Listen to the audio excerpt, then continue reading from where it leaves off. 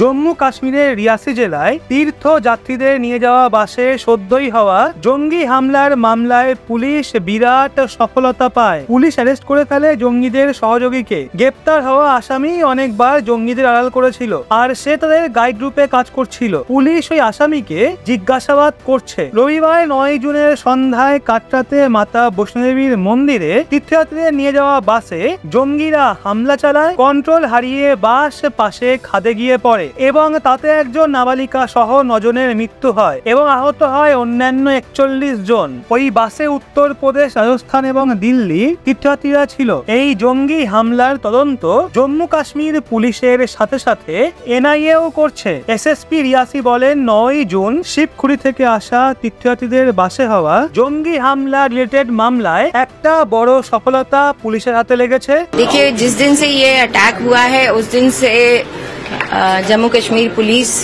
इसके ऊपर लगातार लगी हुई है। कई सारे सस्पेक्ट्स को राउंड अप किया है, सस्टेन्ड इंटेरोगेशंस हुई हैं उनकी, और उसी में हमें ये एक आज बड़ी सफलता हासिल हुई है, जिसमें ये रजौरी बंदराही का रहने वाला हाकम दीन, उसने कन्फेस किया है कि उसने इन मिलिटेंट्स को रुकवाया था, ठहराया था, उनको गाइड का भी काम किया था, उनको उन जंगलों से लेके गया था स्पॉट पे, और उसके बाद वो स्पॉट पे रुका रहा। उसने फायरिंग की आवाजें भी सुनी हैं और वो होने के बाद उनको लेके भी निकला है। अभी तक जो इसने डिटेल्स डाइवल्ज किए हैं उसके हिसाब से 3 बरी उसके घर पे ये लोग आए हैं, अलग अलग डेट्स पे, जो कि इंसिडेंट से पहले के ही कुछ दिन पहले की डेट्स हैं।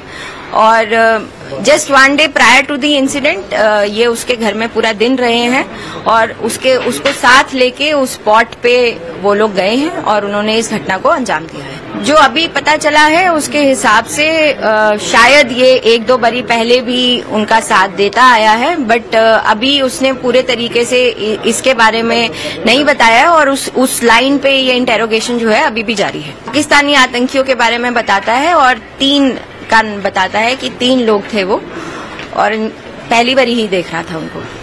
उसने इतना जरूर बताया है कि उसने जब उस एरिया को थोड़ा रेकी किया तो उसने ये इंश्योर किया कि सीसीटीवी कैमरास जो हैं वो कहीं से भी उसकी फोटो को, उसकी इमेज को या उन मिलिटेंट्स की इमेज को ना पकड़ पाए, तो उसने ऐसे ही रास्ते से उनको, जंगलों के रास्ते से उनको स्पॉट पे वो लेके गया है। और इतना उसने अभी तक अपने डिटेल्स में डाइवल्ज किया है। खाना खिलाया, उनको पनाह दी, उनको गाइड किया और रेकी करके इस तरीके से भी एक पोजीशन अपनी सिलेक्ट करी जिससे कि सीसीटीवी कैमरास से बच सके। नहीं, स्पॉट इसने डिसाइड नहीं किया था, स्पॉट पे ले जाने के लिए इसको कहा गया था, जिसके लिए इसको 6000 रुपए भी मिले हैं। हमारी पूरी कोशिश है, हम उस दिन से यही लगे हैं, and we will not stop until those militants are either arrested और न्यूट्रलाइज्ड। देखिए, it will be a statement that I would not like to say in the media whether they are in Rajouri or Riyasi. It is something that both the districts and both the district police are working on, and अगर हमें पता होता कि वो कहाँ पे हैं तो हम अभी तक उनको न्यूट्रलाइज कर चुके होते। এই ব্যক্তি বহুবার জঙ্গিদের আড়াল করেছিল। খাবার, খাদ্য এবং আশ্রয় দেওয়ার সঙ্গে সঙ্গে ওই ব্যক্তি তাদের ভালোমতো গাইড করেছিল ও তাদের ঘটনাস্থল অবধি পৌঁছাতে সাহায্য করেছিল। অ্যারেস্ট হওয়া ওই ব্যক্তি একজন জঙ্গি সহযোগী, যে হামলা করতে জঙ্গিদের পুরোপুরি সহায়তা করেছে। আগে জিজ্ঞাসাবাদও চলছে, কিন্তু ভাবতেও অবাক লাগে, মাত্র 6000 টাকার জন্য দেশের সঙ্গে বিশ্বাসঘাতকতা। এদের মুখে থুতু ছুঁড়ে জবাই করা উচিত। অন্যদিকে জম্মু কাশ্মীর পুলিশ ডোন্ডা জেলায় হওয়া জঙ্গি হামলায় সামিল 4 জন জঙ্গির স্কেচও জারি করে দিয়েছে।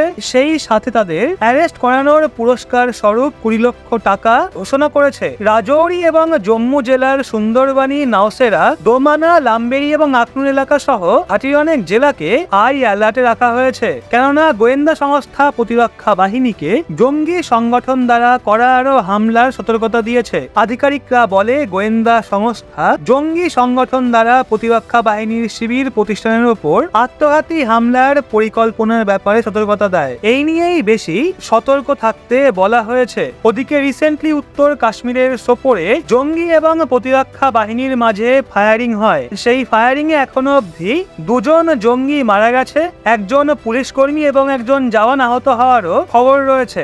উত্তর কাশ্মীরের বারামুলা মালদা জেলার হাদিপোড়া সোপোর এলাকায় বুধবার প্রতিরক্ষা বাহিনী এবং জঙ্গিদের মাঝে ফায়ারিং শুরু হয়। সেখানেও হাদিপোড়াতে দুজন জঙ্গিকে মারার খবর সামনে আসে। খেলা তো বেশ ভালোই জমে উঠেছে, দেখতে থাকি চলুন তাহলে সামনে আরো কতগুলোকে টপকায় আর কতগুলো অ্যারেস্ট হয়। এই জঙ্গি হামলার মাঝে একটা খবর পুরো কাশ্মীরকে নাড়িয়ে রেখে দিয়েছে, যেটা বেরিয়ে আসছে নর্থ কাশ্মীর থেকে, যেখানে কুপওয়ারার জেলে মারাত্মক ধামাকা হয়। ধামাকা যখন হয় তখন কেউ বুঝতেই পারে না যে এটা কেমন ধামাকা ছিল। চারিদিকে শুরু হয়ে যায় দৌড়ঝাঁপ, সৃষ্টি হয় বিশৃঙ্খলা। পুলিশ প্রশাসন তদন্তে লেগে পড়ে। ধামাকার গোড়ায় যাওয়ার আগে আহতদের উদ্ধার কার্য শুরু হয়।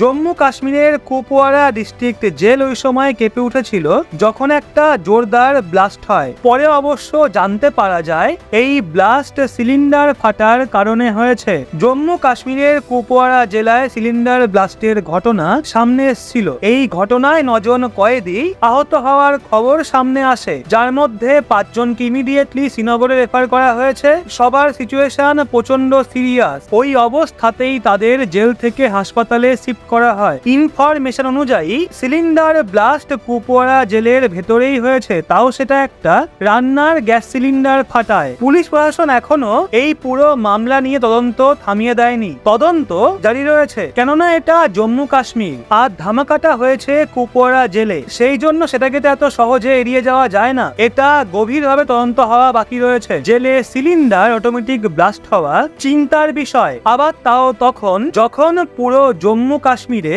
জঙ্গি হামলা বাড়ছে। জেলে কয়েদিদের সুরক্ষা প্রদান যে কোনো দুর্ঘটনায় ব্যাহত হতে পারে, সেই জন্য এইভাবে সিলিন্ডার ব্লাস্ট হওয়া অনেক প্রশ্ন এনে দাঁড় করিয়ে দেয়। পুরো এই বিষয়টা নিয়ে নিউজ এজেন্সি এনআই একটা ভিডিও জারি করে, যাতে দেখা যায় আহতদের দ্রুত হাসপাতালে শিফট করা হচ্ছে। ওই সময় হাসপাতালে ভালো মাত্রায় প্রতিরক্ষা কর্মীদেরও দেখতে পাওয়া যায়। সম্পূর্ণ বিষয়টা নিয়ে আধিকারিকরা মনে করছেন বিস্ফোরণটা ডিস্ট্রিক্ট জেলের রান্নাঘরে হয়েছে। তারা বলে প্রথমে সব আহতদের স্থানীয় হাসপাতালে নিয়ে যাওয়া হয়, যেখানে 5 জনের কন্ডিশনকে দেখে তাদের দ্রুত শ্রীনগরে রেফার করা হয়, কারণ কুপওয়ারা ডিস্ট্রিক্ট জেল বেশি বড় নয়। সেক্ষেত্রে মনে করা হচ্ছে রান্নাঘরে কাজকর্মের সময়ই সিলিন্ডার ব্লাস্ট হয়েছে। কিন্তু এই বিষয়টা অত সহজে প্রতিরক্ষা বাহিনী এড়িয়ে যাবে না, তদন্ত হবে। পুলিশও তদন্তে লিপ্ত হয়েছে, মামলা দায়ের করে পরবর্তী কার্যকলাপও শুরু হয়ে গেছে। তো এখন কি বলছেন আপনারা?